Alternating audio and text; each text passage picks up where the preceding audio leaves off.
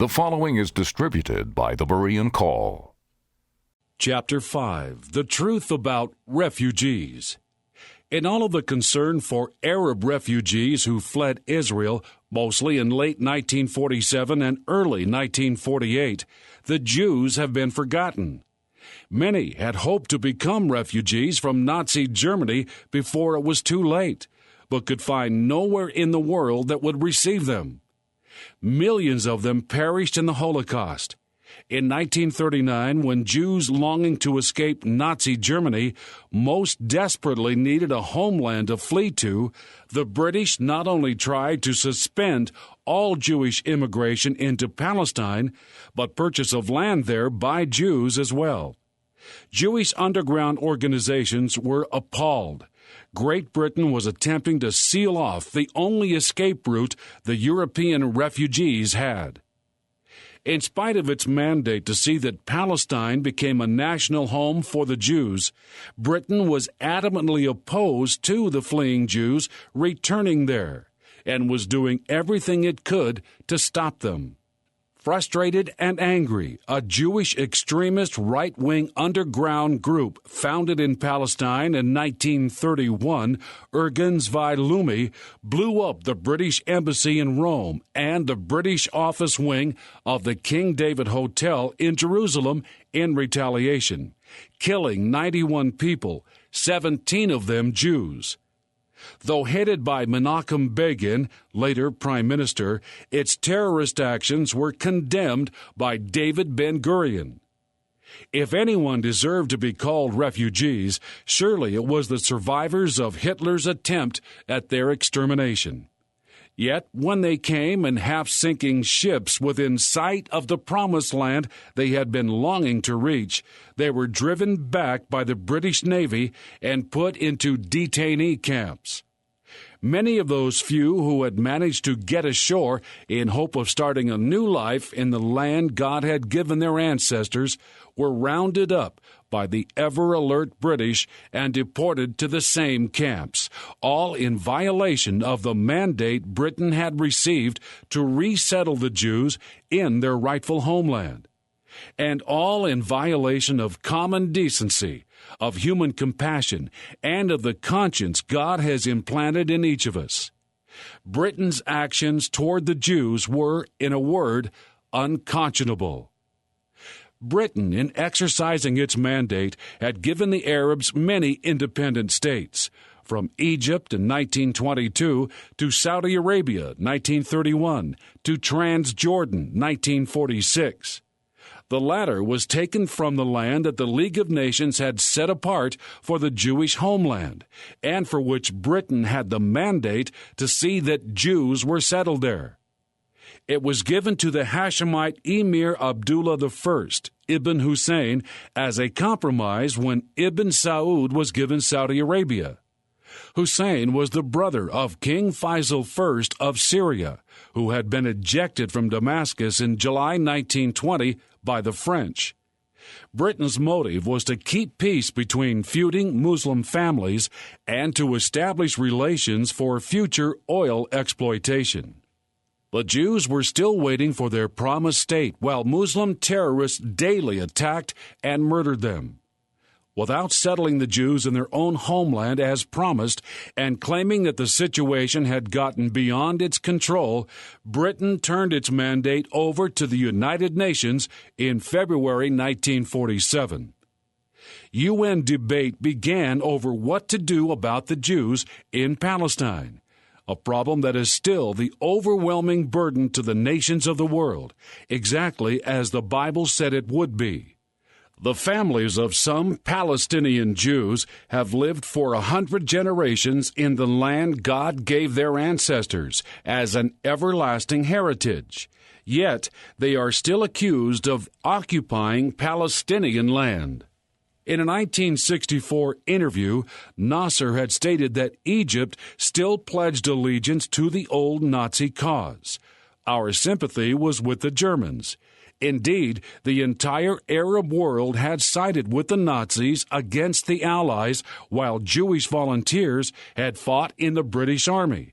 which makes it all the more perplexing that the British would side with the Arabs against the Jews. Of course, Israel has almost no oil, at least not by published discoveries to date. Money and power rather than truth and righteousness rule the corrupt world of international politics.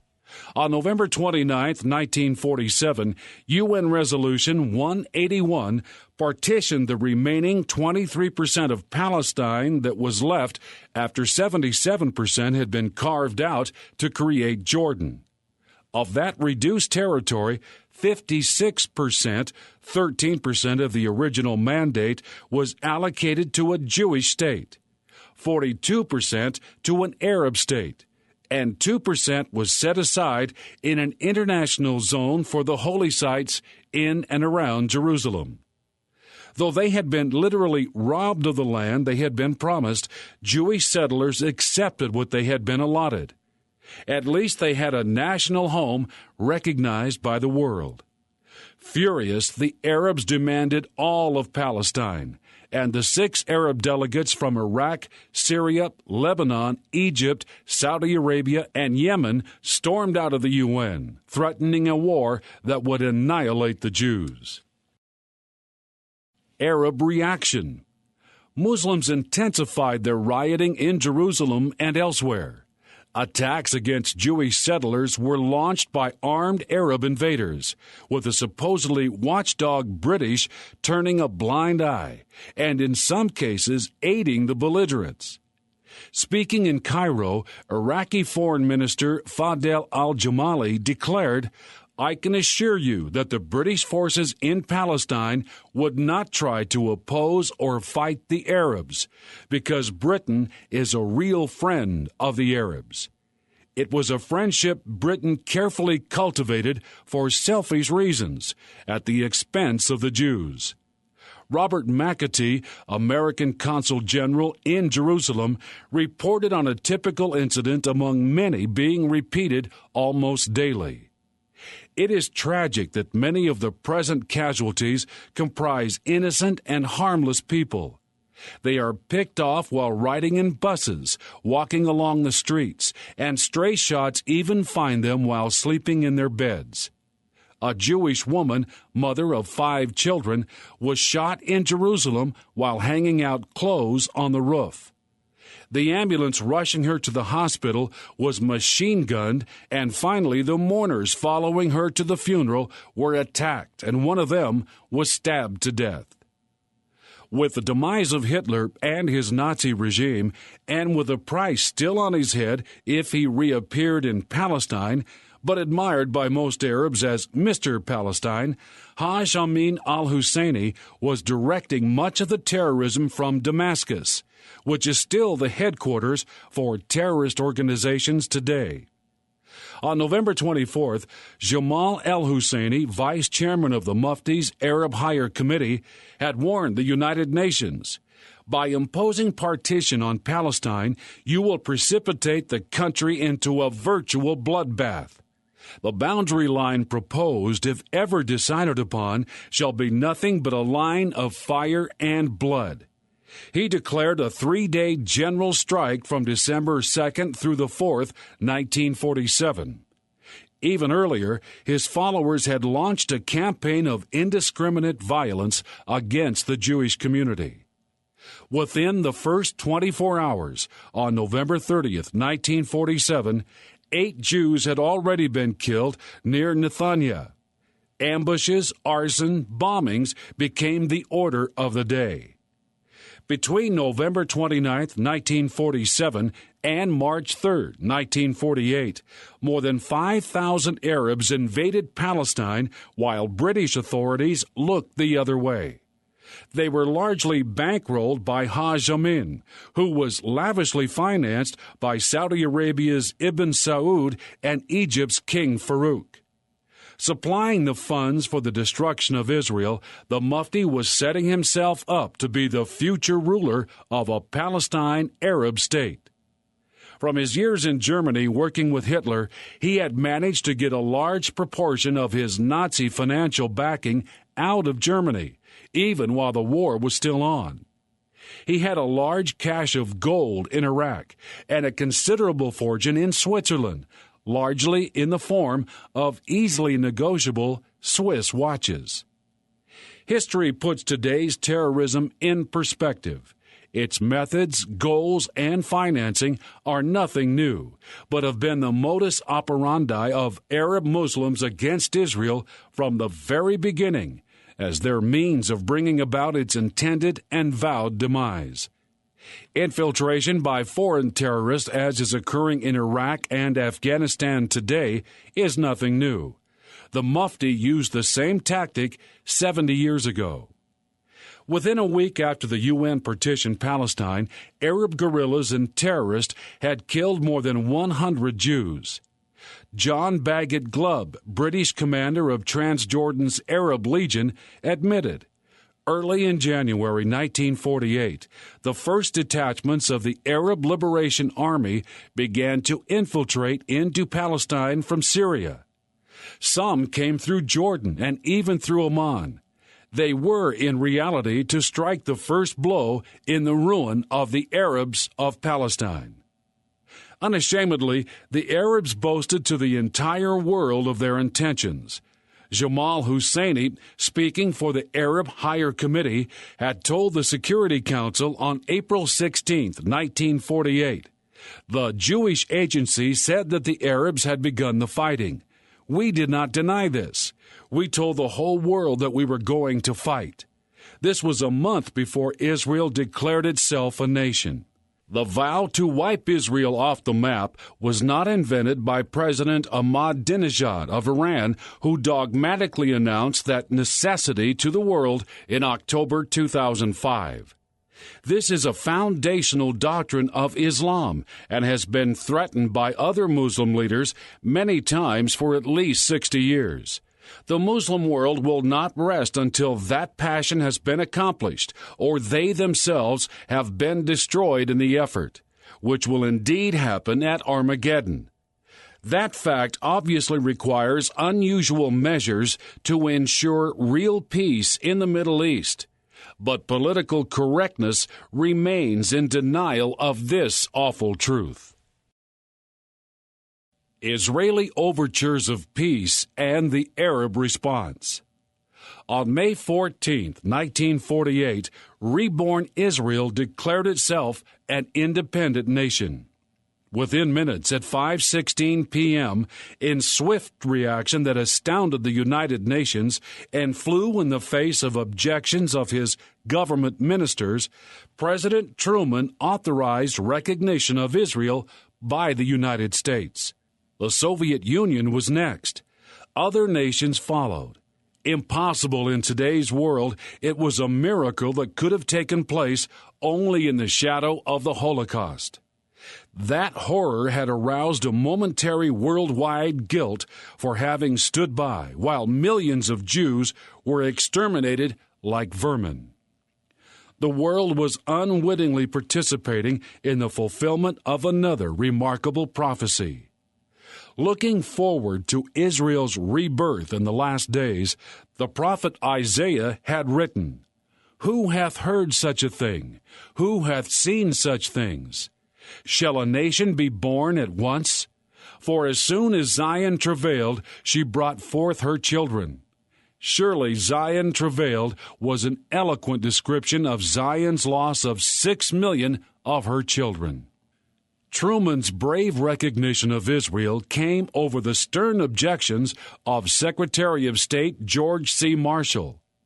Reflecting an anti-Semitic, anti-Israel attitude that permeates the State Department to this day, Secretary of State James Baker, for example, was very anti-Israel. The Secretary threatened angrily, "They don't deserve a state. They have stolen that country. If you give this recognition, Mr. President, I may not vote for you in the next election."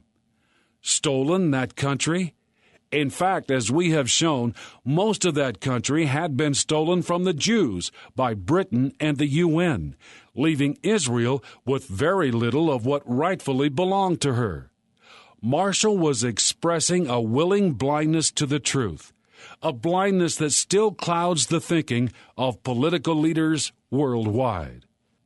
Israel's proclamation of independence stated, "We extend to all neighboring states an offer of peace and appeal to them to establish bonds of cooperation and mutual help with the sovereign Jewish people settled in its own land, placing our trust in the Almighty." That olive branch held out by Israel in good faith was trampled by the regular armies of at least 5 Arab nations. The next morning, the fledgling state of Israel found itself at war in earnest, under heavy attack on several fronts. The Arab armies had begun their coordinated invasion. The Lebanese from the north, the Syrian armies down the Golan from the northeast, the Arab Legion and the Iraqi forces attacking in the center, and the Egyptians from the south, assisted by bombers, in what they unashamedly announced to the world would be a war of extermination. Yes, annihilation was their avowed intention, but by God's grace, it was an empty boast. Israelis who have defended their country have told this author, "I was an atheist, but in the war, it could be any one of the 5, I saw things happen that could only be described as miracles, and I came to believe that the God of Abraham, Isaac, and Jacob was fulfilling his promises to his ancient people." One retired general who carries the Bible with him everywhere he goes claims that at least 30% of Israel's top military officers believe in the God of Abraham, Isaac, and Jacob, and trust his care over Israel, without which she could not have survived. The first ceasefire. Fearing that the Arabs, with their overwhelming superiority numerically and in weaponry, could make good their boast, the United States demanded a UN Security Council resolution creating a ceasefire and sanctions to enforce it. Soviet delegate Andrei Gromyko told the Security Council on May 29, 1948, "This is not the first time that the Arab states which organized the invasion of Palestine have ignored a decision of the Security Council or of the General Assembly." Consistent with their history of favoring Arabs and opposing Jews, Britain rejected the ceasefire resolution, confident that the Arabs would destroy Israel. Arab delegates demanded as a condition for peace that Israel's independence be rescinded. Israel's response was blunt and to the point. If the Arab states want peace, they can have it. If they want war, they can have that too. But whether they want peace or war, they can have it only with the state of Israel. The first truce with a ceasefire went into effect on June 11, 1948. It left the Arabs in control of about 1/3 of the minimal territory that had been allotted to Israel. Fighting broke out again, and by this time Israel had procured some tanks, artillery, and sufficient small arms to equip all of its fighters. In the next 10 days of fighting, Israel made important gains, causing Britain to plead for haste in establishing another ceasefire. The refugee problem. War is cruel and costly in every way. The 5 full-scale wars that Israel has been forced to fight during its brief modern existence were not of her choosing. She didn't start any of them, but has had to finish them defending herself against an enemy determined to destroy her. In the 1948 War of Independence, instead of Arabs driving the Jews into the Mediterranean as they had sworn they would, about 500,000 Arab civilians fled the war zone. From that time to the present, they and their descendants, whose numbers have multiplied into the millions, have been classified by the world as Palestinian refugees. The most tragic part about these abused and misused people is that most of them didn't need to flee. Such a necessity, though imaginary, was a direct result of the Arab nations' refusal to accept the UN partition plan. As already noted, the Arabs now want to go back to the borders set by UN Resolution 181. Israel, however, considers that resolution to be null and void because the Arabs sternly rejected it and attacked Israel in an attempt to exterminate her at that time. Furthermore, the Israelis tried to persuade them all to remain, to build a new country together. Israel's proclamation of independence, issued on May 14, 1948, had offered, in the midst of wanton aggression, Arab military units with the tacit approval and sometimes help of the British peacekeepers had been attacking Israeli settlements for months. We yet call upon the Arab inhabitants of the State of Israel to preserve the ways of peace and play their part in the development of the state on the basis of full and equal citizenship and due representation in all its bodies and institutions. We extend our hand in peace and neighborliness to all the neighboring states and their peoples. The Arabs who remained in Israel learned that Israel kept its word.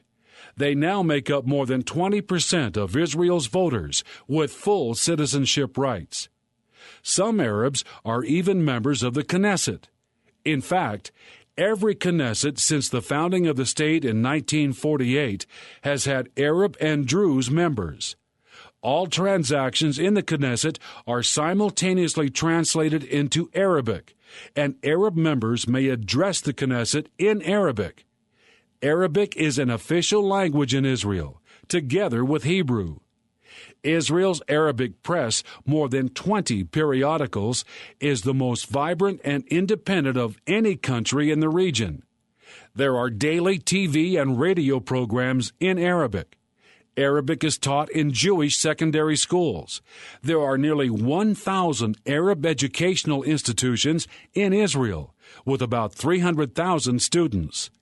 Israeli universities and technical institutions are freely available to the Arabs. About 5,000 Arab students attend such schools. Israeli Arabs are free to exercise their faiths, to observe their own weekly day of rest and holidays. In contrast to the non-Israeli Arab world, Arab women in Israel enjoy the same status as men. Israeli law grants women equal rights to vote and to be elected to public office, prohibits polygamy, child marriage, and the barbarity of female sexual mutilation practiced under Islam. Arabs are exempted from military duty to spare them conflicts of loyalty and conscience. In a recent poll, 70% of Israel's Arabs declared that they would much prefer to live in Israel than in any other country in the area. In contrast, no Jew has such rights in any Arab or Muslim country. In fact, a Jew isn't allowed to set foot in Saudi Arabia. Contrary to the claims that put the blame on Israel, the truth is it was the Arab military command that told the Arabs to get out. Enemies of truth. Truth is not easy to find. One must be careful of the source of information and check it out, especially when it comes to the subject of Palestinian refugees and their alleged mistreatment at the hands of Israelis.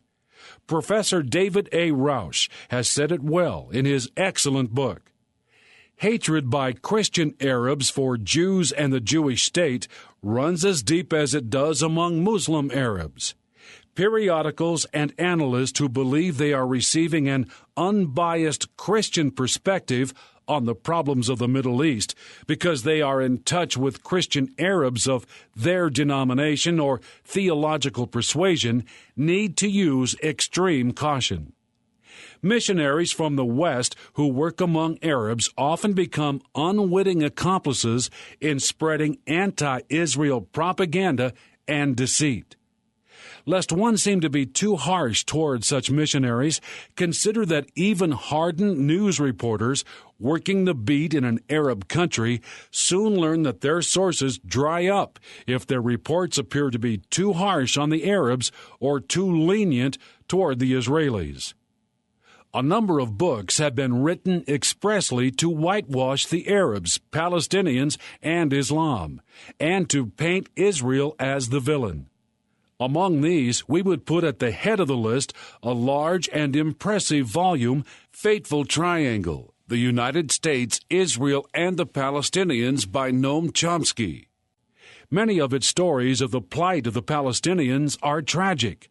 One would surely side with them against Israel, were it not for suspicions aroused by its total one-sidedness. In its nearly 600 pages, there is not a single reference to Islam or Muhammad, not a word of Arab Muslims' sworn vows to annihilate Israel, of their years of military buildup and attacks against Israel for that express purpose, not a word of Israelis suffering from Arab terrorism. Terrorism isn't even listed in the index. There are even books written by Jews that are in the same category. For example, Image and Reality of the Israel-Palestine Conflict by Norman G. Finkelstein, whose parents are survivors of the Warsaw Ghetto and Auschwitz and Majdanek extermination camps. The endorsements are impressive, coming from Le Monde Diplomatique and the London Review of Books, and one of them, of course, by Noam Chomsky. The Royal Institute of International Affairs says it will challenge the most cherished beliefs of Israel supporters. The Middle East Journal says it calls into question many of the accepted truths associated with the Israel-Palestine conflict. Yet there is not the slightest hint in the entire volume of any culpability at all on the part of Arabs, no mention of anti-Semitism or of sworn vows to annihilate Israel. Finkelstein likens Israeli soldiers to the Nazis, as though it was the European Jews who attacked, and the SS had to put them in extermination camps in self-defense. Who drove the Arabs out of Israel? The accusation has been widely publicized and believed that the Israelis drove nearly 1 million Arabs out of Palestine during the 1948 war. This is the foundation for the demands that the Palestinians make for the right of return to their former villages. There were some instances where Arab civilians who were sheltering, helping, or hiding attacking Arab soldiers were forced to leave. But most of the Arabs who fled did so in spite of Israeli promises of safety and pleas to stay, and without ever seeing an Israeli soldier. Many left before Israel declared its independence and the war had really begun. It was the Arab military that warned Arab civilians to get out and declared that those who remained would be considered traitors to the Arab cause. Nevertheless, they are the only refugees in the Middle East as far as the world is concerned, and to whom all the sympathy is given. No thought is given to the Jewish refugees who, in far larger numbers, were either expelled or managed to flee Muslim countries in 1948.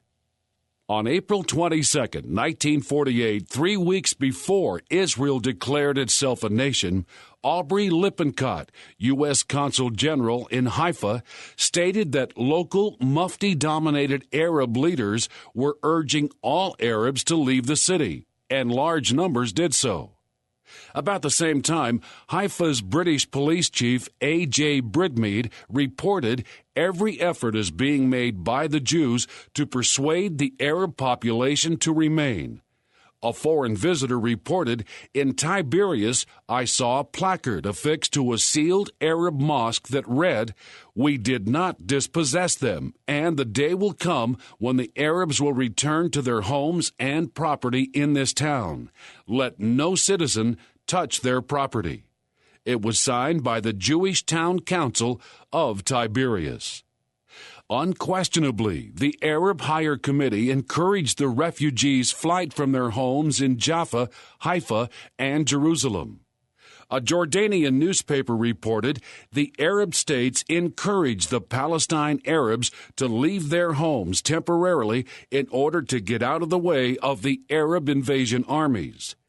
Another Jordanian newspaper quoted a complaining refugee. "The Arab government told us, get out so that we can get in. So we got out, but they did not get in." The Secretary General of the Arab League, Azam Pasha, gave brotherly advice to the Arabs of Palestine to leave their land, homes, and property and to stay temporarily in neighboring fraternal states, lest the guns of the invading Arab armies mow them down. Iraqi Prime Minister Nuri Saeed declared, "We will smash the country with our guns and obliterate every place where the Jews seek shelter. The Arabs should conduct their wives and children to safe areas until the fighting has died down." Syrian Prime Minister Khaled al-Azam later admitted, "Since 1948, we have been demanding the return of the refugees, but we ourselves are the ones who encourage them to leave." Jordan's King Hussein stated in 1960, "Since 1948, Arab leaders have approached the Palestine problem in an irresponsible manner. They have used the Palestine people for selfish political purposes. This is ridiculous, and I could say even criminal." In his 1972 memoirs, Syria's prime minister after the 1948 war, Khaled al-Azam, deplored what Arab leaders had done. "Since 1948, it is we who demanded the return of the refugees, while it is we who made them leave.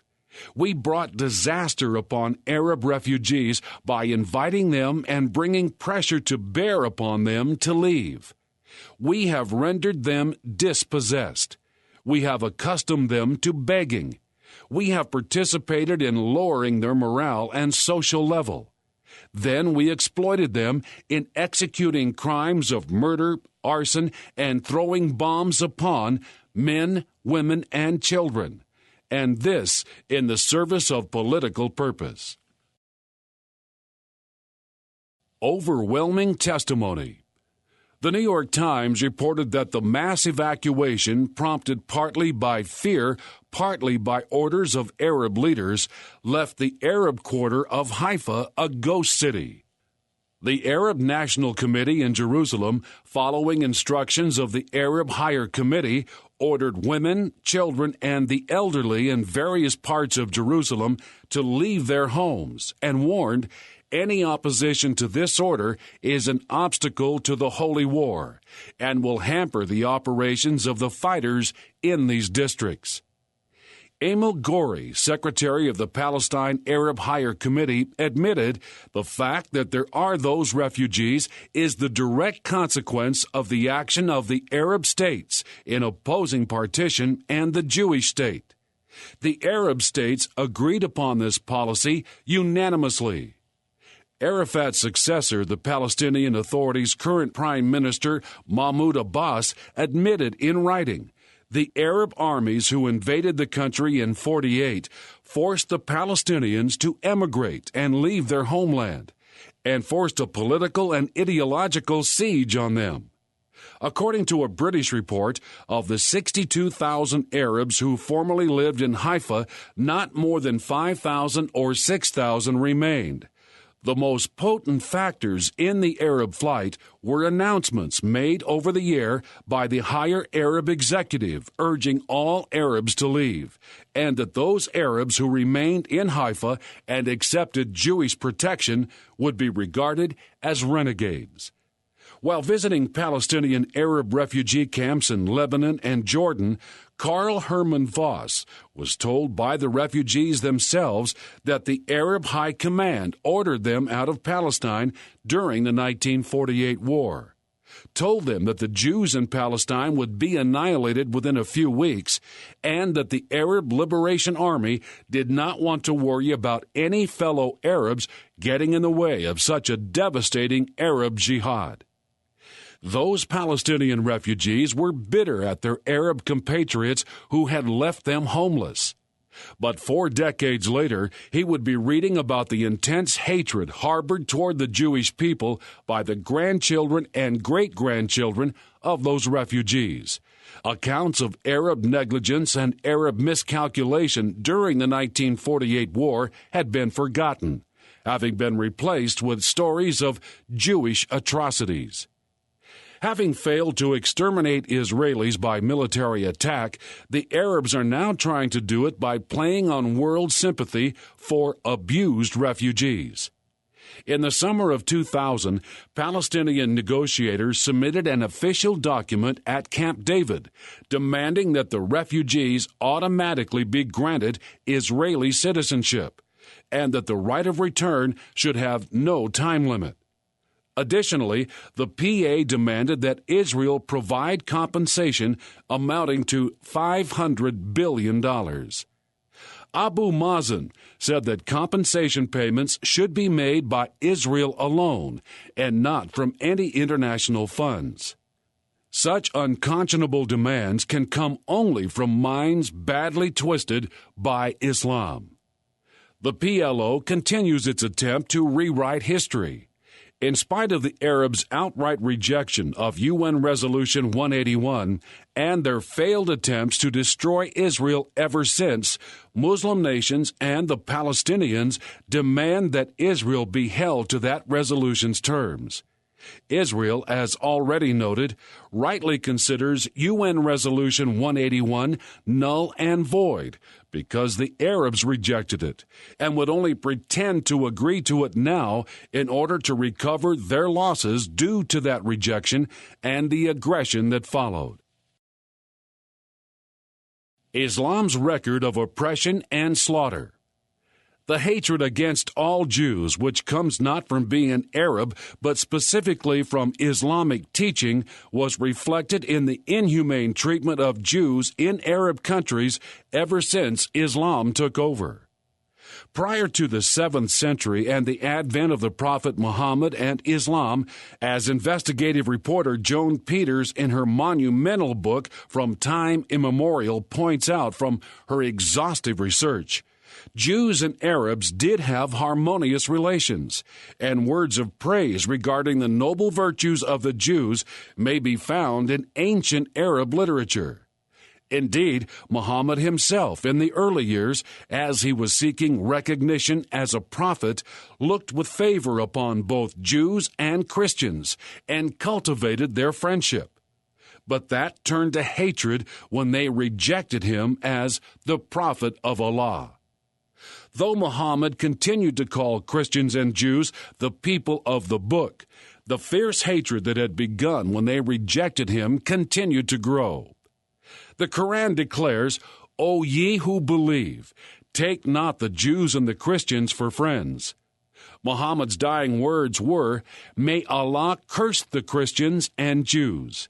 What a contrast to Christ's teaching that we are to love all mankind as ourselves, and to his dying words spoken specifically of those who had tortured and crucified him, but also of all mankind. "Father, forgive them, for they know not what they do." As we noted in Chapter 2, the oppression of Jews and Christians in Arab countries throughout the centuries after the birth of Islam was at times almost beyond description. Hundreds of books have been written about this evil, but thousands could not contain the full record. The following is a sample of what Bat Yeor reports in a fully documented volume. The religious oppression in the period regarded as the Golden Age began under Abd al-Malik, 685 to 705. The destruction of churches and convents and synagogues was perpetrated on such a scale in the whole Arab Empire that in 1830, Mamun forbade further destruction without his permission. Yet, during the caliphate of al-Mutawakkil, 847 to 61, a wave of religious persecution, forced conversions, and the elimination of churches and synagogues plagued the whole Abbasid Empire. During their 1268 expedition, the Mamluks put all the men of Antioch to the sword and seized all the women and youngsters. The town became a pile of uninhabited ruins. During the 1275 expedition, 60,000 people were killed in just one city, and an incalculable number of women, youngsters, and children deported as slaves. Jean-Baptiste Tavernier in 1651 recounts that all the churches on Cyprus had been converted into mosques. In AD 1012, one caliph in Egypt, al-Hakim of the Fatimids, furious at failing to convert Jews and Christians to Allah despite threats and humiliation, destroyed Cairo's Jewish quarter along with its residents. A new community eventually grew in its place. They had no country of their own. There was never a way of escape and nowhere to go. Treatment of Jews varied from country to country and from generation to generation. Under the Ottoman Turkish Empire, it was recognized that the Jews in Egypt were less oppressed than elsewhere. There was a relatively flourishing Jewish community for a time. Nevertheless, in early 19th century Egypt, Jews were held in the utmost contempt and abhorrence by the Muslims in general, detested by the Muslims far more than Christians, jostled in the streets of Cairo, beaten merely for passing on the right hand of a Muslim, dared not utter a word of abuse when reviled or beaten unjustly by the meanest Arab or Turk. For many a Jew has been put to death upon a false and malicious accusation of uttering disrespectful words against the Quran or the Prophet or sacrifice to save a Muslim. In 1926, it was made a national law that immigrants desiring to become citizens had to belong racially to the majority of the population of a country whose language is Arabic or whose religion is Islam. In the 1940s, organized anti-Jewish riots injured or killed many Jews in Egypt. Egypt passed a law that made it nearly impossible for a Jew to find employment. The government confiscated much Jewish property, and within a few months, Jews were reduced to financial ruin. After the UN partitioned Palestine on November 29, 1947, Jews in Cairo and Alexandria were threatened with death. Their houses were looted, and synagogues were attacked. The forgotten Jewish refugees. In 1948, as soon as a national Jewish homeland was created, more than 850,000 Jews fled, most of them to Israel for refuge from Muslim lands, where they had lived for 2,000 or more years, leaving behind virtually everything they had possessed. This was far more than the number of Arab refugees who fled from Israel during the War of Independence. Beginning in 1947 and accelerating in 1948 and thereafter, there has been an aggressive effort on the part of the international community to assist the Palestinian refugees. Many programs have been put into action and billions of dollars expended for their assistance. During the same period, no concern has been expressed by the United Nations for the plight of some 856,000 Jewish refugees who fled severe persecution in or were forcibly expelled from Arab lands. There have been more than 680 UN General Assembly resolutions dealing with every aspect of the Middle East Arab-Israeli conflict. More than 100 have dealt specifically with the plight of Palestinian refugees. In none of these, nor in any others, has the slightest concern been expressed for the even larger number of Jewish refugees from Arab lands. This has not been due to ignorance. On many occasions, the Israeli government, the World Organization of Jews from Arab countries, and other agencies have brought to the attention of the UN and its affiliates the numbers of and circumstances creating the far larger number of Jewish refugees, and have appealed for help. Numerous times, the mistreatment of Jews in Muslim countries, in gross violation of the UN Charter and of its Declaration of Human Rights, has been brought to the attention of the UN, by Golda Meir on November 27th and 30th, 1956. On December 21st, 1956, by Henry Cabot Lodge as U.S. Representative to the UN. On December 2nd, 1968, to then UN Secretary General U Thant by the International League for the Rights of Man, non-Jewish, and on many other occasions. The appeals fell on deaf ears. UN Resolution 237, adopted during the 1967 Six-Day War, called upon all parties to respect scrupulously the humanitarian principles governing the protection of civilian persons in time of war, as set forth in the Fourth Geneva Convention of 1949. Though there was no specific mention of Jewish refugees, one could by implication include them. Yet, a year later, the UN passed Resolution 259, clarifying the intent of 237 and expressing concern for the safety, welfare, and security of the inhabitants of the Arab territories under military occupation by Israel. Any mention of Jewish refugees was specifically excluded. Here are a few examples revealing the origins of the Jewish refugees whose existence the UN and world community refused to acknowledge. In 1948, there were about 265,000 Jews in Morocco. Today, there are about 5,000. There were about 140,000 Jews in Algeria, while today there are none. There were about 135,000 in Iraq, 75,000 in Egypt, and 30,000 in Syria, with only about 100 remaining in each of these countries. In all the Muslim countries in the Middle East, there were more than 900,000 Jews in 1948, while today there are less than 20,000. The rest managed to flee from the brutal totalitarian regimes of Syria, Transjordan, Egypt, Lebanon, Yemen, Iran, Iraq, Algeria, Tunisia, and Morocco.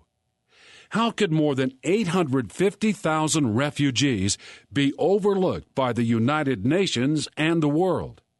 Yet these Jewish refugees who fled the unbelievably inhumane persecution and slaughter they and their forebears had endured for centuries are ignored at the UN and in the media.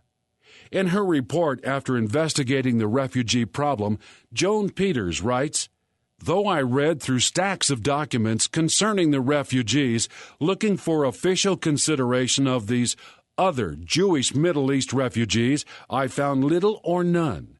But in the process, some other key beliefs in the popular and my personal understanding of the Arab-Israeli conflict were shaken."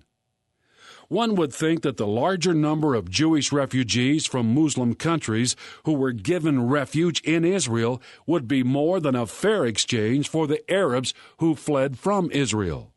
Arab leaders have cautiously expressed concern that Israelis would raise this argument, but for some unknown reason, they never have. Perhaps it is because they realize that these 850,000 Jewish refugees would count for nothing as far as the UN is concerned, so why press the issue? Here is anti-Semitism in raw form. The persistence of world leaders in pursuing such gross injustice in the face of the mountains of evidence that have been presented over the years is maddening. Such blatant anti-Semitism, which violates everything the United Nations is supposed to stand for, has no rational explanation. It can only be a continuing manifestation of the satanic hatred against God's chosen people, foretold by his prophets. A hatred and persecution that would dog the steps of Jews worldwide until Israel's national repentance. The prophets foretold both Israel's persistent rebellion through the centuries and the resulting punishment that would not be finished until Armageddon had drained the last bitter drop of the cup of God's judgment. An Arab researcher, author, and member of the Palestinian National Council admitted, The Jews of the Arab states were driven out of their ancient homes, shamefully deported after their property had been commandeered or taken over at the lowest possible valuation. This is true for the majority of the Jews in question. He was concerned that Israel would argue Israel is absorbing the Jews. The Arab states, for their part, must settle the Palestinians in their own midst and solve their problems. Indeed, in 1977, Lebanese Arabs demanded that the Palestinian refugees be relocated to all Arab nations. Treatment of Palestinian and Jewish refugees contrasted. On June 7th and 8th, 2004, delegates from more than 90 countries addressing the humanitarian needs of the Palestinian refugees made a solemn declaration on behalf of the international community. You will not be abandoned. They committed the international community, UNRWA, and the host countries to the continuing support of the 4 million refugees scattered across the Middle East. The conference was hosted by the Swiss Agency for Development and Cooperation and chaired by its director, Swiss Ambassador Walter Fust. Conspicuous by its absence was any mention of or concern about the more than 850,000 Jewish refugees who fled from Muslim lands in 1948 or for their many descendants. Israel's 650,000 settlers absorbed nearly 700,000 refugees into normal life in that tiny besieged land while under constant attack by Arab armies. Yet, Arab nations, with 700 times the land and huge oil revenues, refused to absorb 500,000 refugees. In December of 1948, supposedly to deal equitably with the refugee problem created by the war that had raged that year over Israel, the UN General Assembly adopted Resolution 194. It declared, among other provisions, that refugees wishing to return to their homes and live in peace with their neighbors should be permitted to do so. It also provided that compensation should be paid for the property of those choosing not to return. Of course, by refugees, the UN meant Palestinian, but not Jewish. Sadly, live in peace in Islam's vocabulary does not exclude terrorist attacks against neighbors. Surely the United Nations would not accept such a definition. Or would it? During the years of continual international pressure upon Israel to receive the Muslim refugees into its midst as peace-loving citizens, the UN has steadfastly refused to condemn the terrorists. Pretense and roadblocks. Officially, the UN covers up the axiomatic fact acknowledged in rare instances at lower levels that Jewish refugees from Arab lands must be taken into account in any equation dealing with the Middle East conflict. Refugees and Displaced Persons is the title of Article 8, Paragraph 1 of the 1994 Israel-Jordan Peace Treaty. It recognized the massive human problems caused to both parties by the conflict and was clearly not limited to Palestinian refugees, but must have been intended to include Jewish refugees as well. In Article 24, the parties agreed to establish a claims commission for settlement of all financial claims. However, this commission was never created. At Camp David in July 2000, President Clinton declared that the rights of Jewish refugees would have to be taken into account. On July 28, 2000, in an interview on Israeli television, Clinton said, "There will have to be some sort of international fund set up for the refugees. There is, I think, some interest on both sides in also having a fund which compensates the Israelis who were made refugees by the war, which occurred after the birth of the State of Israel. Israel is full of Jewish people who lived in predominantly Arab countries who came to Israel as refugees." Other leaders, with the exception of George W. Bush, have not echoed Clinton's concern. The UN did appoint a High Commissioner for Refugees, UNHCR. Mr. Auguste Lint, in his first statement after being elected to this office, declared at the January 29, 1957 meeting of the United Nations Refugee Fund Executive Committee, "There is no doubt in my mind that those Jewish refugees from Egypt fall under the mandate of my office." On July 6, 1967, representing the Office of the High Commissioner, Dr. E. John declared in a letter that Jews who fled from Middle Eastern and North African countries may be considered prima facie within the mandate of this office. The High Commissioner has attempted to obtain permission from Arab governments for Jewish refugees to transfer the assets they left behind when they fled from Arab countries.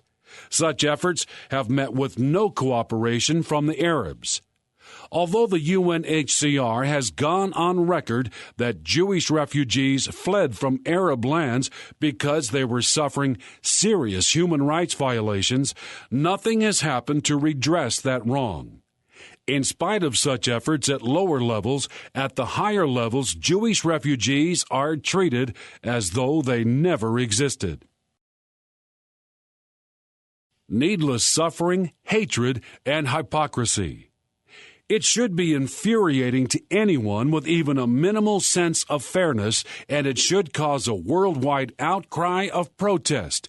That and the continuing concern expressed in repeated international conferences that discuss the plight of the Palestinian refugees, no concern is expressed, nor is any mention made regarding the far greater number of Jewish refugees from Muslim lands.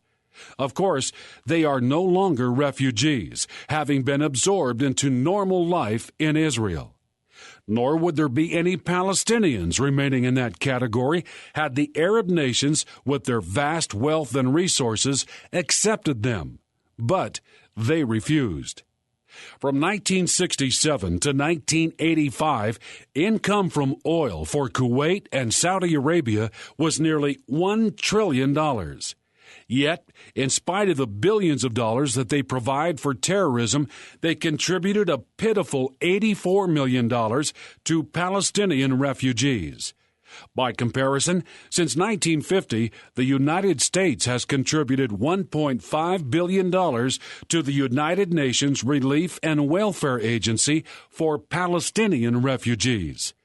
Much of that, of course, was diverted by Arafat for terrorism against Israel. At the same time, Palestinian refugees were kept in the refugee camps when they could have been absorbed many times over by the Arab nations who desperately needed workers. Joan Peters reports, in June 1977, during interviews in Damascus, Syrian officials expressed the wish that Syria might get American technological assistance to develop arable Syrian land. The Syrian Minister of Trade and Economy asked that a message be given to the American government. Syria hadn't the population to develop that land. They needed people as well as technology. They would give plots of valuable land in Syria to anyone who would come to work it.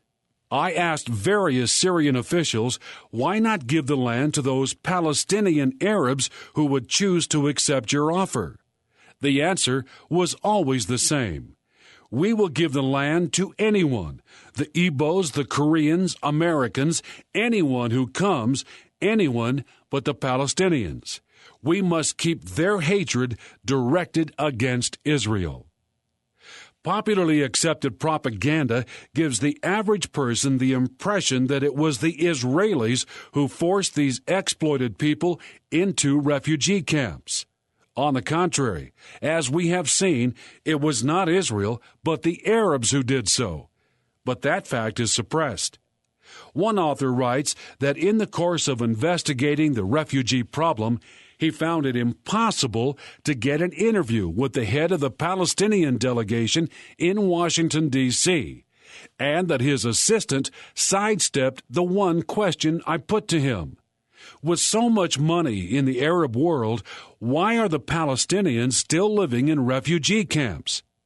Peter's investigation into this problem was exhaustive. It changed her mind. She writes, in 1951, Syria was anxious for additional workers who would settle on the land.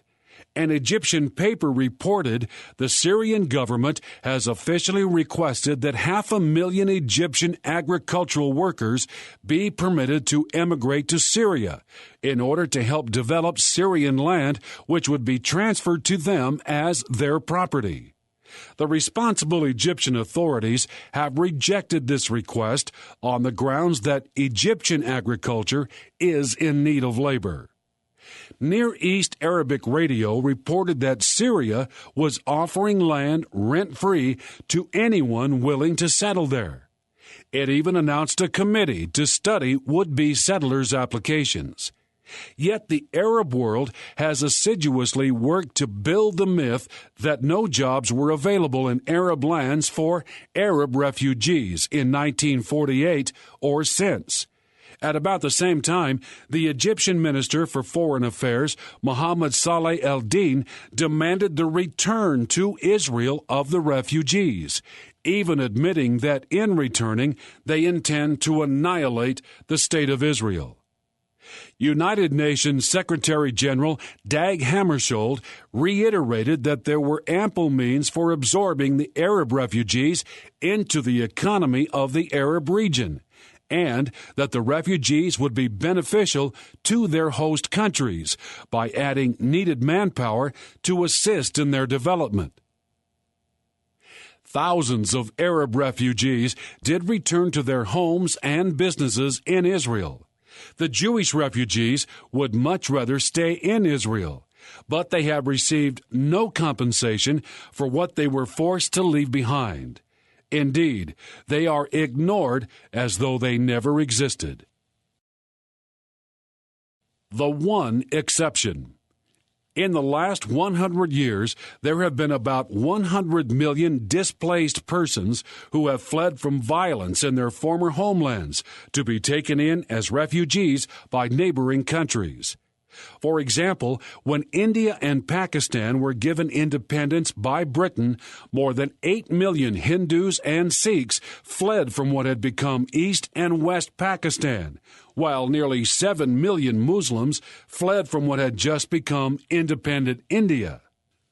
About 15 million refugees were created in that exchange. No one has called for their return to the homes from which they fled, nor for any return of any of the other 85 million. This is the rule and practice. But there is one exception: the Palestinians. In March 1976, Matthew Mitchell, then director of the United States Committee for Refugees, declared in all seriousness in an interview that in contrast to the world situation, Arab refugees are a special case.